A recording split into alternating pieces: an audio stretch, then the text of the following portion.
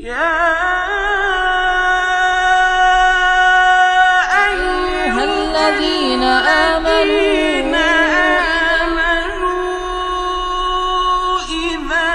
نودي للصلاة من يوم الجمعة فاسعوا إلى ذكر الله وذروا البيع ذلكم خير لكم إن كنتم تعلمون. الحمد لله رب العالمين، والصلاة والسلام على خاتم الأنبياء والمرسلين، حبيب قلوبنا ونور أبصارنا، محمد وعلى آله وأصحابه أجمعين. إيمان داران وخواناساني زۆر بەڕێز، لە دوو وتاری ڕابردوودا بە بۆنەی کرانەوەی دەرگای خوێندنگا و قوتابخانەکان لە کوردستان و لە تەواوی وڵاتەکەماندا باسی گرنگی زانستمان کرد لە ئیسلامدا. وتاری ئەمڕۆژ هەر لە خزمەت قورئاندا، هەر لە خزمەت سوورەتی العەلەقدا دەبین، تەفسیرێکی تر، خوێندنەوەیەکی تر بۆ چەند ئایەتێک لە سوورەتی عەلەق دەکەین. دوو جمعەی ڕابردوو هەر لەسەر ئەو چەند ئایەتە قسەمان کردووە، بەڵام قورئان ئەوەندە فراوانە، هەموو جارێک کە لێی وردەبیەوە، هەموو جارێک کە هەمان کۆپ لە ئایەتە و جارێش کە دەچیەوە خزمەتی کۆمەڵەشتی تر بە مێشکتا دێ. جارێکی تر ئینسان دید و تێڕوانی نێشکەی بۆ قورئان دەبێ، بۆیە هیچ کتێبێک نییە لەسەر زەویدا وەکو قورئان بێت، چونکە کەلامی خوایە. نە لە خوێندنەوەی ئینسان تێر دەبێ، هەموو جارەوە دەزانی یەکەم جارتە، نەوردبوونەوە لە قورئان، بۆیە سەیرەکەی بە سەدان تەفسیری قورئان هەیە، هەر زانایەک لە هەر گۆشەیەکەوە سەیری کردووە، تێگەیشتنێکی نوێی بۆی هەبووە. ئێمەش لە دوو وتاری ڕابردوودا هەر لە خزمەت ئەو چەند ئایەتەدا بووین. ئەمڕۆژ ئینشاءالله جارێکی تر خوێندنەوەیەکی کەی نوێ بۆ دەکەین. ئەو کۆپ لە ئایەتە قورئانیانەی کە یەکەم جار لە ئاسمانەوە بە جوبریلی ئەمیندا بۆ محەممەدی مستەفا صلی الله عليه وسلم نێردران، کە فەرمووی اقرأ باسم ربك الذي خلق خلق الإنسان من علق اقرأ وربك الأكرم الذي علم بالقلم علم الإنسان ما لم يعلم كلا إن الإنسان ليطغى أن رآه استغنى. أو چەند ئایەتە چەند دەرسێکی کەی نوێی لێوەردەگرین. یەکەم ئەم سوورەتەکە هاتە خوارەوە بسم الله لەگەڵ نییە، یەکسەر بەوە دەستی پێکرد اقرأ بخوێنە بسم ربك الذي خلق. قورئان نەیفەرموو اقرأ بسم الله. من هەموو جار عەرزی جەنابتان و موسڵمانانم کردووە، قورئان چەند خوێندنەوەی گرنگە و خێرە، وردبوونەوەی خێرترە و باشترە. خوای گەورە نەیفەرموو اقرأ بسم الله، دەبوایە وا بوویایە بخوێنە بە ناوی ئەڵڵاوە، هەر بسم الله ئاوا دەست پێ دەکات. بۆ فەرمووی اقرأ بسم ربك، لەبەرەوەی بەڕێزان وشەی ڕەب دوو مانە لە خۆی دەگرێ، ئاماژەیە بۆ گەشە بۆ پەروەردە، واتە پەروەردگار هەم ئێمەی دروست کردووە و گەشەمان پێدەدا و گەورەمان دەکا، هەم پەروەردەشمان دەکا لە ڕێی مەنهەجەکەیەوە کە قورئان و سونەی صەحیحی پێغەمبەرە صلی الله عليه وسلم. بۆیە خوای گەورە وشەی ئیقڕەئی لەگەڵ ڕەبا بەکارهێنا، نەیفەرمووی ئیقڕە بسم الله، فەرمووی ئیقڕە بسم ربك الذي خلق. ئیقڕە بسم ربك، خوێندن لەگەڵ گەشە و پەروەردەدا دەبێ بەیەکەوە بن. هەر یەکەم ئایەتی قورئان پەیام بوو بە وەزارەتی پەروەردەی بەڕێز، بە وەزارەتی پەروەردە دەڵێ پەیامی ئێوە دەبێت دوو شتی تێدا بێ، خوێندنێک بەسوودە و سەرکەوتووە کە گەشەی تێدا بێ، بەردەوام زیندوو بێ، نوێ بێتەوە، لەگەڵ گۆڕانکاریەکانی جیهانە بگونجێ، مەنهەجێک نەبێ 100 ساڵ لەوە پێشدانراوە، ئێستاش تەلەبەی و خوێندکار و قوتابی نازانە فەقیرە بۆ دەیخوێنێ، نە مامۆستاش کە دەڵێتەوە هەروە ڕاهاتووە. نەخێر، خوێندن دەبێت بە گەشەوە بێ، ئەبێت لەگەڵ سیستەمی پێشکەوتووی جیهاندا خوێندنی وڵاتی تۆش بگۆڕێت، لەگەڵیشە پەروەردەشت لەدەست نەچێ، گەشە لەگەڵ پەروەردەدا. ئەمڕۆ پەروەردەمان هاتوۆتە خوارەوە، ئەبێ وەزارەتی پەروەردە زۆر گرنگی جارێککە بە پەروەردەکردنی ئەم نەوە نوێیە بداتەوە کە داهاتووی وڵاتەکەمانی لەسەرا. دووەمیان خوای گەورە فەرمووی الذي خلق الإنسان من علق ئینسانی دروست کرد لە گۆشتپارەیەک لە خوێنێکی مەیی و وەکو زەرو وایە و بەڕەحەمی دایکا خۆی هەڵدەواسێ. بۆچی قورئان باسی عەلەقی کرد، باسی ئەو زەروەی کرد کە مرۆڤی لێ پێک دێ. خۆل عەلەق یەکەم قۆناغ و دوایین قۆناغی دروستکردنی مرۆڤ نییە. ئەم قورئانە دەبێت لی وردبینەوە بۆ خوای گەورە باسی ئەم قۆناغەی دروستبوونی ئینسانی کرد. خۆ لە پێش عەلەقەشەوە لە پێش ئەو زەروەشەوە کە مرۆڤ پارچە خوێنێکە و عەینی پارچەی زەرو وایە ئەوە خۆی بە ڕەحمی دایکەوە هەڵدەواسێ، دوای ئەوە دەبێتە پارچەیە گۆشت، دوای دەبێتە ئێسکە پەیکەر، دوای ئێسکە پەیکەرەکە بە گۆشتدا دەپۆشرێ و ئەندامەکان دروست دەبن. بۆ خوای گەورە ئەو قۆناغی بۆ باسی نوتفە و مەنی ئەوانەی نەکرد، بۆ باسی هێلکۆکەی ئافرەتی نەکرد کە لەگەڵ مەنی پیاوەکەیە یەک دەگرێ و تەلقیح دەبن و دواتر دەبێتە خانەیەک و ئەو خانەی دەبێتە دوان و ئەو شێوەیە دروست دەبێت. ئەم قورئانە پێمان دەڵێ وەقەد خەلەقەکم ئەتوارا، ئینسان لە چەند قۆناغێک پێکهاتووە بۆ خوا ئەم قۆناغی هەڵبژارد. ئەمە ئاماژەیە بەوەی خوێندن خاڵی دەستپێک نییە، بەڵکو پشت بە ئامادەکاری پێشوەخت دەبەستێ و ئەبێ پاش خوێندنەوەش گۆڕانکاری دروست بکات و تەنها وەرگرتنی زانیاری نەبێ. دروستکردنی یەکەم دوو خەلقمان هەیە. یەکەمیان سەیرکە ئیقرأ باسم ربك الذي خلق، ئەوە خەلقێک، خلق الإنسان من علق، ها دوو خەلق، دوو وشەی خەلقە دووبارە بۆەوە لە قورئاندا. ئەمە پێمان دەڵێ دروستکردنی یەکەم دروستکردنی ئەندام و کۆ ئەندامەکانی جەستەیە کە دوورە لە توانای مرۆڤەوە. ئێمە لە ناوسکی دایکماندا هەموو ئەندامەکان و کۆ ئەندامەکانمان بۆ دروست بووە، هیچ دەسەڵاتێکی ئێمەی تێدا نەبووە. دروستکردنی دووەم شێوازی بەکارهێنانی ئەندام و کۆ ئەندامەکانە خوای گەورە ئەمانی داوەتە دەستی مرۆڤەوە. ئەوە تا خوای گەورە دەفەرمێ من چاوم بۆ دروست کردووی، مێشکم بۆ دروست کردووی، گوێم بۆ دروست کردووی، دەستم بۆ دروست کردووی، کۆ ئەندامی دەمار، قاچەکان، ئێسکە پەیکەر،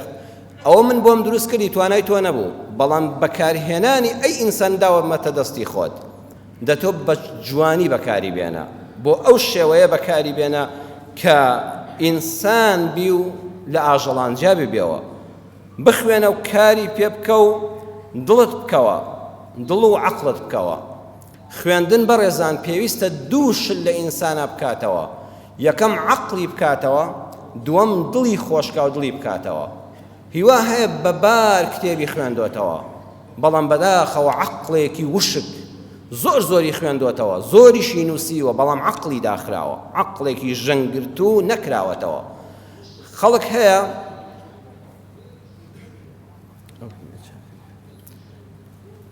عەقڵ هەیە، مرۆڤ هەیە زۆر دەخوێنێتەوە، بەڵام دایمە دڵی توندە، دڵی پێی خۆش نییە.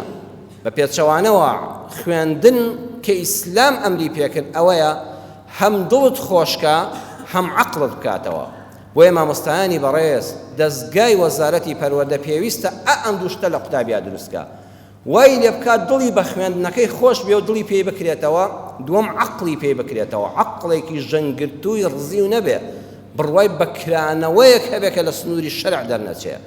بۆیە مەحوی گەورەی شاعیری گەورەی کورد، مەحوی کە ناوی ئەسڵی خۆی مەلا محەممەدی کوڕی مەلا عوسمانی باڵخیە لە شعرێکە زۆر جوان دەفەرمێ دڵ کە هۆشێکی نەبێ شیشەی بەتاڵم بۆ چییە؟ سەر کە جۆشێکی نەبێ منزر کە تاڵم بۆ چییە؟ سێەم خوای گەورە فەرمووی من عەلق، باسی عەلەقی کرد. زەمانێک قورئان هاتە خوارەوە خۆشەویستان هەمومان بە بێ گومانین لەسەرەوەی نە سۆنەر هەبووە، نە فەحسی پزیشکی هەبووە، نە هیچ کەسێک زانیوێتی ئینسان چۆن دروست دەبێت لە ناوسکی دایکە، هیچ کەسێک نەبووە ئەم وردبینیانەی ئێستا باس بکە. قورئان بۆ باسی ئەو پێشکەوتنە زانستەی کرد کە مرۆڤ لە خوێنپارەیەک لە گۆشتێکی وەکو زەرو دروست دەبێت، باسی عەلەقی کرد. ئەمە پێمان دەڵێ ئەم بابەتە پەیوەندی بە زانستی پزیشکی و زیندەزانیەوە هەیە، پەیوەندی بە زانستی بایۆلۆجی و مایکرۆبایۆلۆجیەوە هەیە. بۆیە موسڵمانانی ئاگادار کرد قورئانەکەی ئێمە کە خەڵکی نەبزانن زانست تەنها زانستە شەرعیەکان نییە. ئێستاش خەڵکێکی ئێمە وا تێگەیشتووە مامۆستایەکی ئاینی جارێ کوڕەکانی نابنە مەلا ئەڵە بەخوا حەیف کوڕێکی نەبوو بە مەلا کوڕێکیانی دکتۆرە یەکیانی مهندسە یەکیانی حاکمە وازانێ ئەوانە علومی شەرعی نین بەڵام لە یەکەم ئاەتی قورئانە خوای گەورە ئەو هەڵە و تێگەیشتنەی بۆ ڕاستکردینەوە قورئان پێمان دەڵێت زانستێک کە خوا پێخۆشە هەر زانستە شەرعیەکان نییە هەر علومی شەرعی نییە بەڵکو هەموو زانستێک دەگرێتەوە کە یارمەتی مرۆڤ بدات لە بەدیهێنانی ئەرکی سەرشانیدا کە دووشتە ئەرکی سەرشانی مرۆڤ دووشتە یەکەم پەرستنی خوا بە تاک و تەنها و بێشەریکی دووەمیان ئاوەدانکردنەوەی سەرزەوی واللهی ئەوەندەی زانستی پزیشکی مرۆڤ عەقڵ دەکاتەوە پێت دەڵێ ئەی ئینسان تۆ دەبێ خوا بە تاک و تەنها بپەرستی و قەت نابێت دوو خوا هەبن لەسەر زەویدا قەت نابێ خوا هاوبەشی هەبێ ڕەنبێ لە بابەتی نوێژ و دەستنوێژ و جومعە و جەماعەتە ئەو زانستە وەرنەگریت قورئانە کە باسی عەلەق دەکا پێمان دەڵێ هەر لە یەک دایک و باوک هەر تۆوی ئەو باوکەیە و هەر هێلکۆکەی ئەو ئافرەتەیە کە دایکەکەیە 10 مناڵیان دەبێ هەیە 15 مناڵی بووە تەماشاکە هەر لەو مەنیە و لەو هێلکۆکەیە لە ناو یەک ڕەحما پەروەردە بوون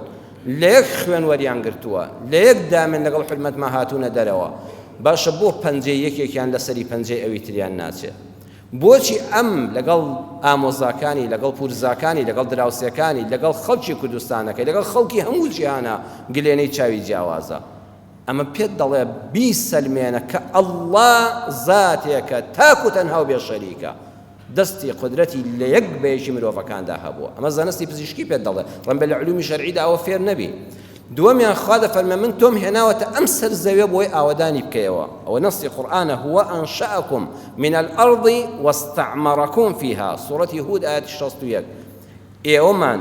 لە زەوی دروست کردووە خوش داوای لێکردوون هەوڵ بدەن بۆ ئاوەدانکردنەوەی سەرزەوی جا بۆیە خوێندکارانی خۆشەویست جەنابەت کە کوڕەکەت لە کوللەی پزیشکیە بەشە پزیشکیەکان دەخوێنێ لە ئەندازیاریەکان دەخوێنێ لە قانون دەخوێنێ لە هەر بەشێک دەخوێنێ زۆر بەلاتەوە پیرۆز بێ وا بزانە فەقێی مزگەوتە و قورئان و حەدیث و علومی شەرعی دەخوێنێ چونکە بە زانستی پزیشکی ئاوەدانی سەرزەوی دروست دەبێت مرۆڤ لە نەخۆشەکان دەپارێزرێ و قڕی مرۆڤ نایە مرۆڤ کۆتایی پێ نایە بە ئەندازیاری بیناسازی بێ ئاو بێ کارەبا بێ نەود بێ میکانیک بێ ئایتی بێ کۆمپیوتەر بێ ئەمانە هەر هەموو سەرزەوی بەم ئەندازیارە ئاوەدان دەبێتەوە قانون و یاسا بەبێ بوونی دادگاکان و پرۆسەی یاسا و جێبەجێکردنی یاسا و وڵات کاول دەبێ ئاوەدان نابێ جوگرافیا و مێژوو چ بەشێکی پیرۆز و چاکن هەڵەکانی مێژووی ڕابردوو کە مرۆڤایەتیان قڕ کردو لە ناوبەر جوگرافیا پێمان دەڵێت چۆن سەرزەوی بە وشکانی ئاوەل یەکجا دەکرێتەوە پەیوەندیان بەیەکەوە دەبەسترێ کۆمەڵناسی دەروونناسی زانستی زمانەکان لوغات بەهۆی زانستی زمانەکان و لوغاتەوە مرۆڤەکانی ئەم سەرزەویە تێک دەگەن و نەتەوەکان تێکەڵاو دەبن و گەلان پەیوەندی بەیەکەوە دەکەن کەواتە بە هەموو عیلمەکان ئەمجا ئەو هەدەفەی کە ئینسانی بۆ دروست کراوە کە ئاوەدانکردنەوەی سەرزەویە دێتە دی بۆیە هەموو زانستێک بەڕێزان پیرۆزە هیوا هەیە ئەگە کتێبێکی حەدیثی پێغەمبەر صلی الله علیه وسلم کە بێ لەسەر چاوان بگیرێ ئەگە خوا نەخواستە بکەوێ یان تەفسیرێکی قورئان بکەوێ و قاچی بەریکەوێ الحەمدولله ئەوە حرمەت و ئیمانی خۆیەتی هەڵدەستێ خێرا ماچی دەکا و لەسەر سەری دادەنێ بە هەمان شێوە ئەگە کتێبێکی زیندەزانی یان کیمیا یان جغرافیا یان مێژوو یان کۆمەڵناسی لە ماڵەکەتە قاچت بەریکەوە دەبێت دابێتەوە ماچیکەوە بە حرمەتەوە لە شوێنێکی گەورە داینەی هەموو عیلمەکان قورئان لە ئەوڵەوە ئاماژەی پێکردن پیرۆزن هەموو بەشەکان پیرۆزن و هەمویان لە خزمەتی ئیسلامدان بۆیە باسی ئیقڕا لەگەڵ عەلەقاشی کرد لاواسترین قۆناغی دروستبوونی ئینسان ئەو کاتەیە کە عەلەقە بەدەستترین قۆناغ و بەڕێزترین قۆناغی ژیانی ئینسان ئەو کاتەیە کە خوێندەوار دەبێ و کە فێر دەبێ دەرسی چوارەم فەرمووی الذی علەمە بالقەلەم خوای پەروەردگار زانستی بەهۆی پێنووس بەهۆی قەڵەمەوە گەیاندووە ئەم ئاەتەش فێری ئەو دەرسەمان دەکا یعنی با مرۆڤایەتی زانست بنووسێتەوە بیگەێنێ بە جیلەکانی دوای خۆی لە ڕێی قەڵەم و نووسینەوەیە جا قەڵەم و نووسین سەردەمانێک ئێستاوە خەریکە قەڵەمی دەست نەمێنێ هەمووی بە کۆمپیوتەرە ئەلکترۆنیاتە ئەوە هەر قەڵەمە هەر نووسینە مەبەستی پێنووس هەر قەڵەمدار نییە یعنی جۆری نووسینەکە ئەساسە کە خوای گەورە باسی کردووە ئەو زانیاریانی ئەم جیلە هەیەتی با هەر بەدەمی نەگا با بنووسرێتەوە با بنووسرێتەوە چونکە نووسین لەبیر ناچێتەوە نووسین دەستکاری و تەزویر ناکرێ ئەگە دەستگایەکی ڕقابی بەسەریەوە هەبێ بە ئەمانەتەوە دەگاتە جیلەکانی دوای خۆی خوا زۆر ڕێزی لە نووسەران گرتووە کە زانستێک کە پێیانە بەخیل نیم پێی کاتی خۆیان تەرخان دەکەن مێشکی خۆیان دەکوشن ئەوەی کە پێیانە دەیخەنە سەر کاغەز و پێشکەش بەنەوەکانی داهاتووی دەکەن زانستێک بۆ جەنابتان باس دەکەم ئەم زانستە پزیشکیە لە تەفسیری قورئانە باس کراوە زانای ناودار دکتۆر محەممەد ڕاتب نابلوسی لە تەفسیری نابلوسی خۆیدا لە مجەلەدی 10 لاپەڕی 422 دا باسی ئەومان بۆ دەکا ئەڵە 100 ساڵێک لەمەوبەر زاناکان غودەیەکیان دۆزیەوە لە پەنا دڵەوەیە بەقەدەر دەنکەنۆکێکی بچووک دەبێت دەنکەنۆکی زۆر گەورەنە ئەو دەنکەنۆکە بچووکە ئەو غودەیە ماوەی 100 ساڵ دوای دۆزینەوەی زانایان وتیان هیچ ئیشێکی ئەو تۆی نییە بەڵام دواتر کە زانستی پزیشکی چوە پێشەوە و پێشتریش متتەفیقمون لەسەرەوەی نابێ شتێک خوا دروستی کردبێ و سوودی نەبێت لە لەشی ئینسانە هیچ پارچە گۆشتێک نییە کڕکڕاگەیەک نییە ددانێک نییە لە جەستەی ئێمەدا خوا بەبێ حکمت خەڵقی کردبێ ئیلا سوودێکی هەیە بەلابردنی زەرەدێک بە جەستەت دەگا بەڵە خۆشەویستان ئەو غودەیە کە لە پەنا دڵەوەیە و بەقەدەر دەنکەنۆکێکە ئێستا زانستی نوێ پێ دەڵێ ئەو پێ دەڵێن غودەی تیمۆسی غودەی تیمۆسیە بریتیە لە کولیەی عەسکەری لەشی ئینسان مەکتەبی عەسکەریە کولیەی عەسکەریە کۆلێجی سەربازیە لە جەستەی ئێمەدا دوو جۆر خڕۆکە هەیە خڕۆکە سوورەکان کە خوێنن خۆراک و ئۆکسجین دەگەێنن بە خشانەکانی لەش خڕۆکە سپیەکان کە جیهازی بەرگری لەشن ئەم جەستەی ئێمە لە نەخۆشی دەپارێزن ئەم خڕۆکە سپیانە کە لە ناو خوێنی ئینساندان چەند جۆرێکن جۆری یەکەمیان هەواڵگرین هەر میکرۆبێک بێتە جەستەوە ئەو جیهازی جاسووسی هەواڵگریە خەبەر دەدا ئەڵە وریابن میکرۆبێک داخڵی جەستەی ئەم ئینسانە بۆ کە ئێمە دەبێ بیپارێزین ئەوە ئیستیطلاعەوە هەواڵگریەکەیەتی بەشی دووەمیان دروستکردنی چەکە کۆمەڵە خڕۆکەی سپی بەس چەک دروست دەکەن معمەلی دروستکردنی سیلاحیان هەیە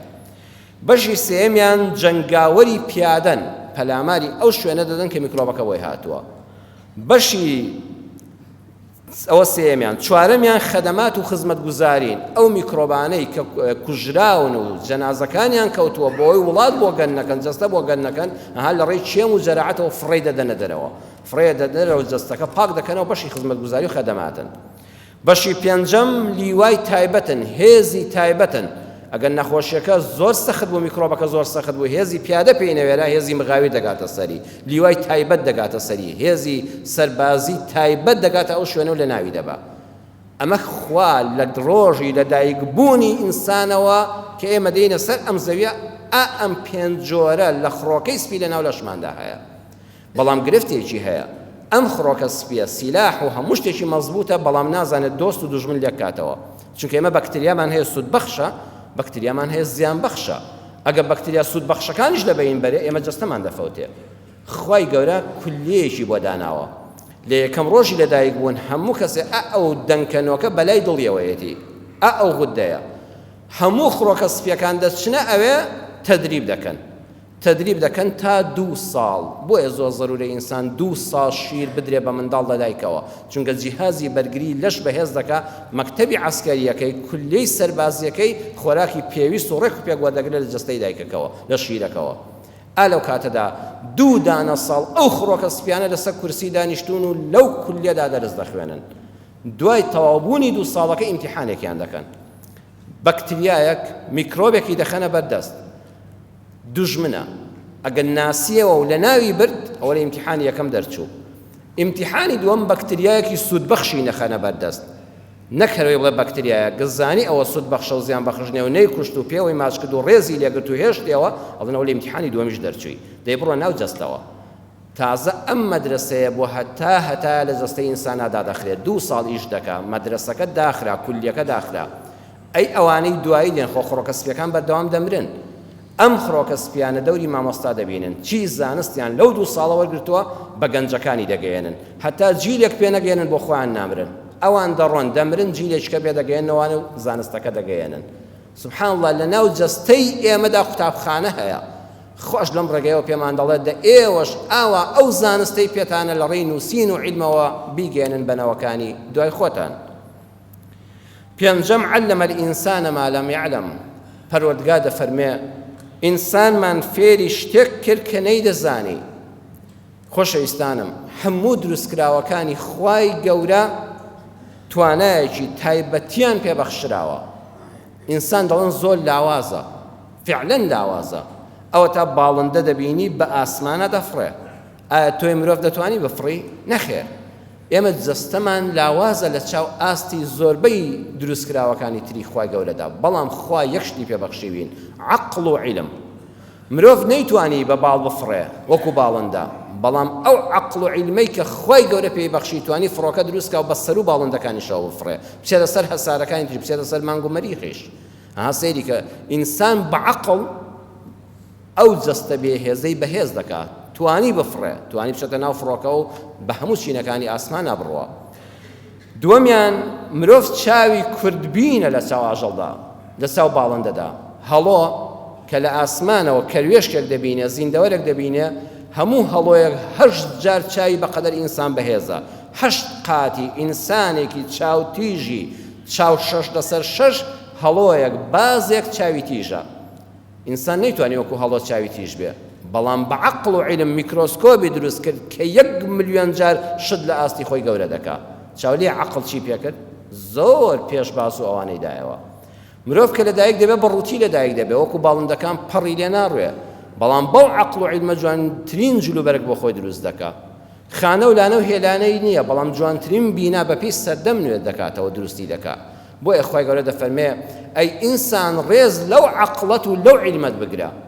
میلەتی پێشکەوتو ئەوەیە عیلمی پێبێ و عەقڵی کراوەی هەبێ بۆ ئەوەی لە ڕیزی ڕێز لێ گیراوانی خوای پەروەردگاردا بێ. شەشەمیشیان خوا فەرمووی کەلا ئین الئینسان لەیەطغا ئەن ڕەئاه استەغنا. وشەی کەلا لە قورئاندا 33 جار هاتووە. قورئان ئاوا بیکە بە دوو بەشەوە، لە بەشی یەکەمی لە سوورەتی فاتیحە و ئەلبەقەرە بەرەو ئەملاوە تا نیوەی وشەی کەلای تێدا نییە. یەکەم جار وشەی کەلا لە قورئانە لە سوورەتی مەریەمەوە دەست پێ دەکات بۆ کۆتایی قورئان. وشەی کەلا لێرەدا بە معنە حەقەن هاتووە، یعنی حەقەن ئین الئینسانە لەیەطغا. دڵنیابن زۆر زۆر ڕاستە مرۆڤ لە خۆی بایی دەبێ کاتێک کە خۆی بەدەوڵەمەند دەبینێ. ئەم ئاەتە لەگەڵ عیلمادا بەزیوە، یعنی عیلم ئەگەر وریانەبی لە جیاتی لە خوات نزیک کاتەوە لە خوات دوور دەخاتەوە. فیز و تەکەبوری پێوە لێدەی. ئەگە وریانەبی زانستەکە بە ناوی خواوە نەخوێندرێ بیسمی ڕەبیکە نەبێ، وریانەبی ئینسان بێمنەت دەکات نەعوذ بالله لە خوا. ئین الئینسان لەیەطغا ئەن ڕەئاه استەغنا. ئیستیغنای ماڵ هەیە، ئیستیغنای عیلم هەیە. زانایان دەڵێن جاران کابرایەک لە لادێدا عیلمی پێ نەبوو، کانیەکەی و کارێزەکەی و بیرەکەی کە وشکی دەکرد هەزاران جار لە خوا دەپاڕایەوە، دەی خوای جان ئەو کانی گوندەم وشک نەکات، چونکە دەبێت ماڵەکان بارکەن. کە عیلم پێشکەوت ئێستا جاریوە هەر بیری لێ ناکاتەوە، ئەڵێ بیرێک لێ دەم 300 مەتر دەچمە خوارەوە، ئەگەر نەگەیشتە ئاو 1000 مەتر دەچمە خوارەوە، ئاو هەر پەیدا دەکەم. عیلمەکە خەریک هەوای لێ دەکات بێمنەت بێ لە خوای پەروەردگار. جاران دەیگوت ئەگە گەلمەکەم بارانی بۆ نەبارێ و ئافەت لێیدا بێنان دەبم، ئێساڵە دەچم لەو سەری دنیا لە چینەوە نان دێنم، ئار دێنم. بۆیە عیلم ئەگەر خواناسی لەگەڵ نەبێ ئینسان لە خوا دوور دەخاتەوە. بۆیە دەبێ هەمیشە وانەی ئاین زۆر زەرورە هەبێ. بەداخەوە لە وڵاتی ئێمەدا لە کوردستاندا لە مەکتەبەکاندا من ناڵم خەتای وەزارەتی پەروەردە بێ یان فڵان و فڵانەوە دەکەوێتە سەر مامۆستا و بەڕێوەبەری مەکتەب. وانەی ئاین کراوەتە وانەی لاوەچی، یعنی وانەیە کە مامۆستاڵە بڕۆ دەرسی ئاین وەرگرە بیکە بە عەرەبی، بیکە بە کوردی، بیکە بە فیزیا، یان ئاین لە دەرسی شەشەما دەخوێندرێ بۆی هەر نەخوێندرێ. بە پێچەوانەوە بەڕێزان وانەی ئاین زۆر ئەساسە، چونکە یەکەم پێمان دەڵێ ئینسانێکی زانا لێ دەردەچێت کە لە خوا یاخی نابی، لە مرۆڤایەتی یاخی نابی.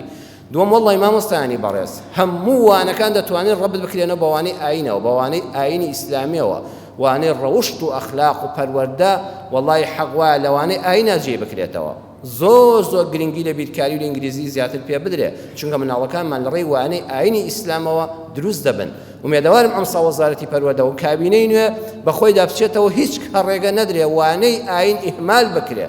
کە دەتوانرێ مامۆستای بەڕێز لە ڕێی وانەی ئاینەوە جوانترین خوڕەوشت و ئەخلاق فێری منداڵەکانمان. ئینە ئیلا ڕەبیکە الڕجعا. ئەی ئینسان دائیمە بیرت بێ دەگەڕێیتەوە بۆ لای خوای پەروەردگار، قەت بە عیلمەکەت مەنازە بەسەر نەخوێندەوارێکە خۆت بامەدە دەگەڕێیتەوە دەبیتەوە لاشەیەکی بێجیان و شەهادەکانت لە ماڵەوە ئەگەر هەڵواسرێن هیچ دەورێکیان نامێنێ بۆیە ئەگەر عیلمت پێ بوو قیامەتی خۆتی پێ ئاوادانکە قیامەتت لەبیر نەچێت دەگەڕێیتەوە لای پەروەردگارت علم زۆر گرنگە پێغەمبەری خوا صلی الله عليه وسلم لە حەدیثێکا کە ئیمامی طەبەرانی لە ئەوسەتا و ئیمامی بەیهەقی ڕیوایەتی کردووە پلەی فەرموودەکە زۆر بەهێز نییە بەڵام لە معنادا زۆر بەقووەتە پێغەمبەر صلی الله عليه وسلم فەرمووی اغدو عالما أو متعلما أو مستمعا أو محبا ولا تكن الخامس فتهلك أي إنساني مسلمان هەوڵ بدە لە چوار شتابی پێنجەم نەبی ئەینا بە هیلاکە دەچی هەوڵ بدە زانابی زانای بوارێک بە و پسپۆر بەی تێیدا و خزمەت بە زانست بکە مامۆستا بە دکتۆر بە ئەندازیار بە یاساناز بە زمانزان بە زانا بە لە بوارێکە شەرعزان بە دووەمیان ئەگەر نەتوانی فێرخواز بە هەوڵی بەدەستهێنانی زانست بە و فێر بە خۆ ئەمانت پێ دەکرێت تۆ دەتوانی مامۆستان ناتوانی مامۆستابی بەڵام خۆ بەڕێزم دەتوانی فێری زانستبی دەتوانی ناتوانی دکتۆر بی بەڵام وەرە ئەم هەموو گۆڤاری پزیشکیمان هەیە وەڵای بەقەدەر نیوە دکتۆرێک شت دەخوێنیتەوە دەوەرە شتی پزیشکی بخوێنەوە ناتوانی ئەدیب بی لە کۆلیجەکانی ئەدەبیاتە بەڵام خۆ دەتوانی کتێبێک نامیلکەیەک بخوێنیتەوە دەوەرە فێرخواز بە یان زانا بە یان هەوڵی فێربوونی زانست بدە سێمیان پێغەمبەر صلی الله علیه و سلم فەرمووی ئەو مستەمیعن یان گوێ لە زانست بگرە تخوا حیڤنی ئینسان کاتی خۆی بەدیا فلیمێکی دۆبلاشکراوی ژەهراوی کراوی لە دەرەوە هێنراوە بەسەر بەرێ دەی بۆ نای گوێ لە وتارێک بگری گوێ لە مەقالەیەکی زانستی بگری گوێ لە بابەتێکی ئەدەبی جوان بگری وەرە گوێی لێ بگرە خواگە خوێندەواری نییە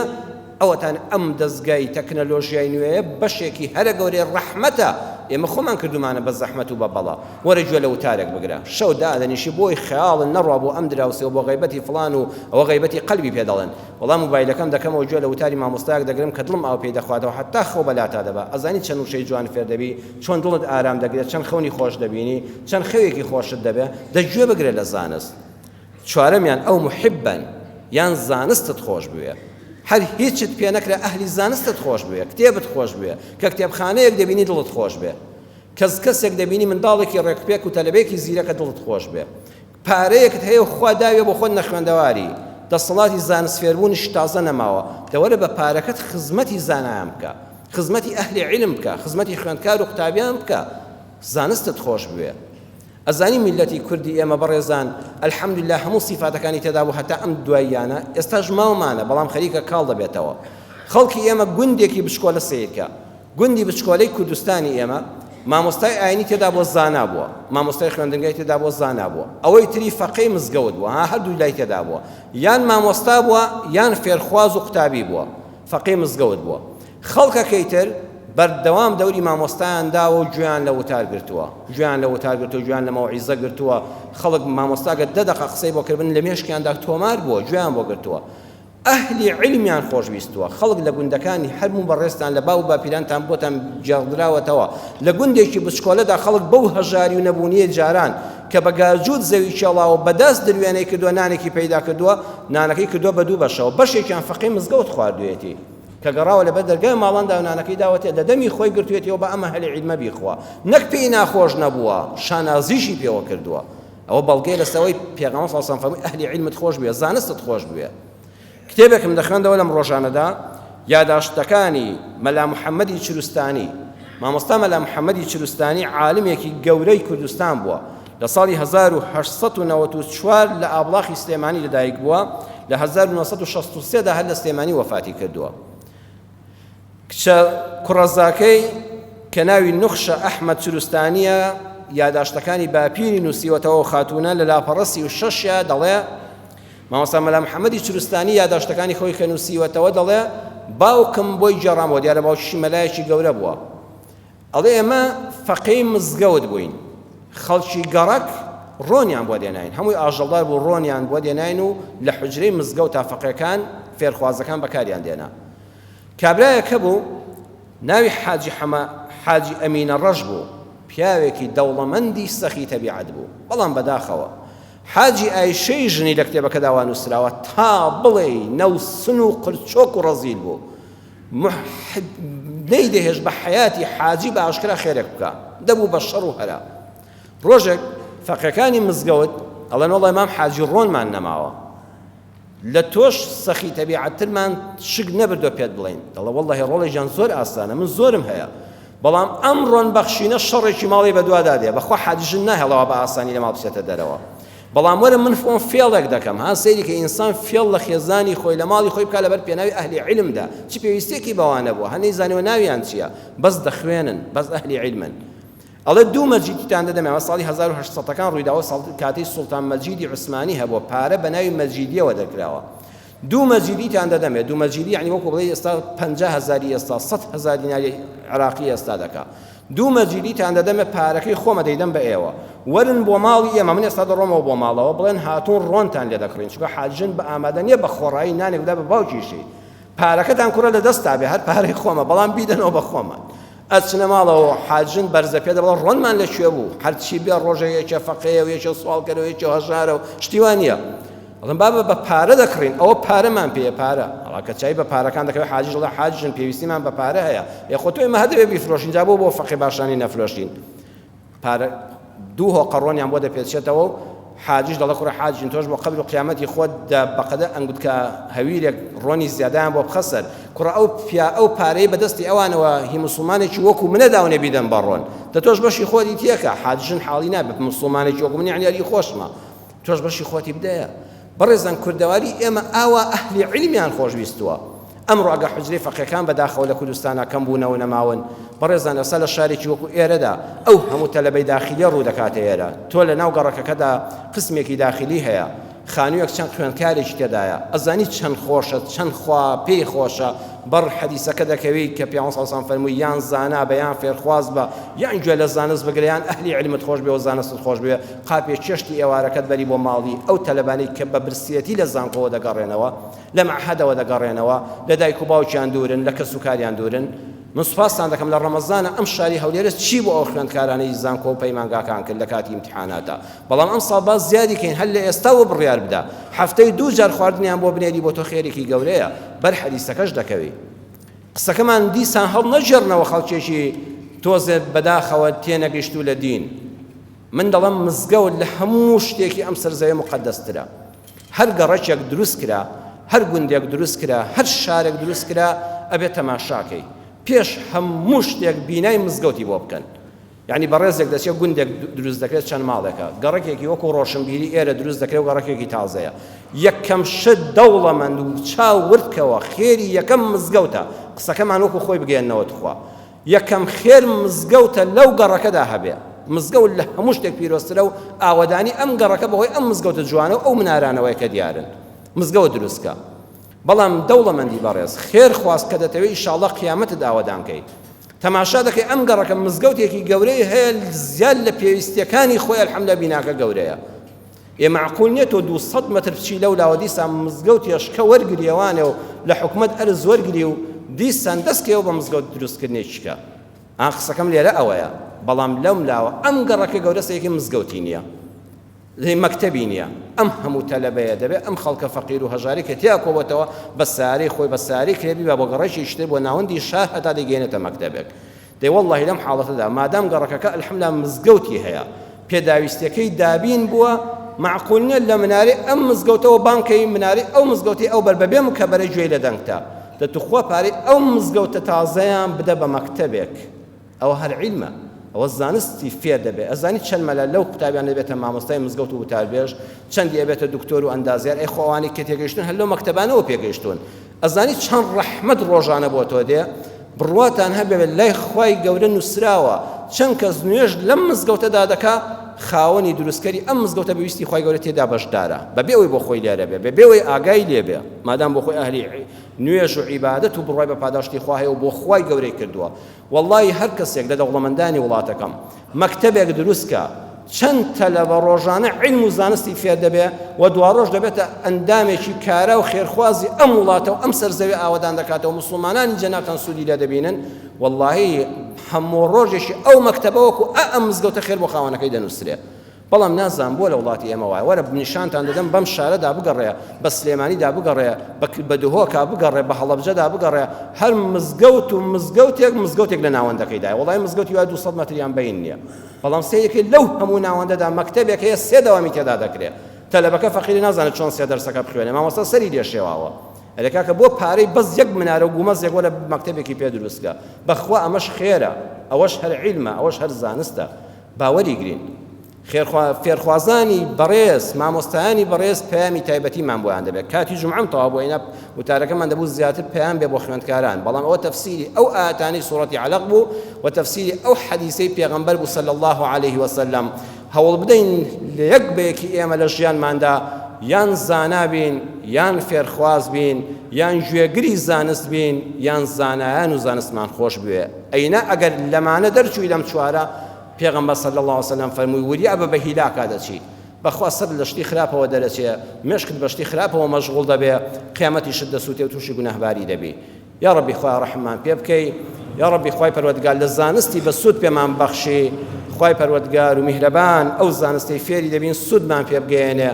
ئەم کوردستانەمان و هەموو جیهان بە زانستی بە سوود بە زانستی شەرعی بە زانستی دنیایی بە سوود یا ڕەبی خوای ئاوەدان بێتەوە خوای ڕەحم بە حاڵمان بکەی ڕۆڵەکانمان فێری علمی نافع و عملی صالح بن هەموو منداڵەکانمان زانا بن حەلیم و لەسەرخۆ هێمن بن خوای ڕۆڵەکانمان صالح کەی ئەوانەی کە مناڵیان یا ڕەبی خوای ئەولادی صالحیان پێ ببەخشی یا ئەرحەم الراحمین یا الله یا شافی ئەوانەی نەخۆشن خوای شیفای بەخێریان بۆ بنێری یا ڕەبی خوای ئەوانەی نەخۆشن شیفای بەخێریان بۆ بنێری ئەوانەی دڵتەنگن خوای پەروەردگار دڵیان خۆشکەی ئەوانەی هەر موسیبەتێکیان هەیە خوای بۆیان ئاسانکەی ژن و مێردەکان ئەوانەی ناکۆچیان هەیە ئیسلاحی حاڵیان بکەی ئەو خێزانانەی بەختەوەرین یا ڕەبی خوای بیان پارێزی کوردستانمان پارێزی لە هەموو ئافات و بەڵایەکی دەرەکی و ناوخۆیی یا ڕەبی خوای ڕەحم بە حاڵمان بکەی آمین آمین والحمد لله رب العالمين يا أيها الذين آمنوا إذا نودي للصلاة من يوم الجمعة فاسعوا إلى ذكر الله وذروا البيع ذلكم خير لكم إن كنتم تعلمون